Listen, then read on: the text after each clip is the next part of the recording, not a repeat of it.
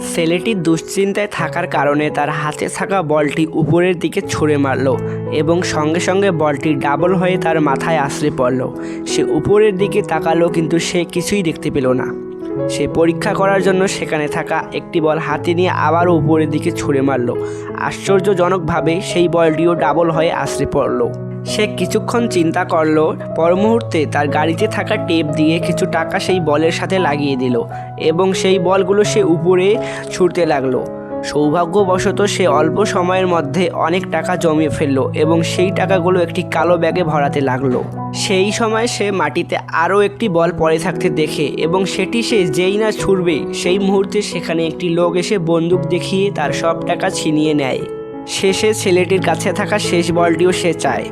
ছেলেটি দিতে অস্বীকার করলে লোকটি উপরে বন্দুক দিয়ে ফায়ার করে এবং গুলিটি ডাবল হয়ে লোকটির বুক ভেদ করে, সঙ্গে সঙ্গে লোকটি মারা যায় এবং ছেলেটি সব টাকা নিয়ে সেখান থেকে পালিয়ে যায়।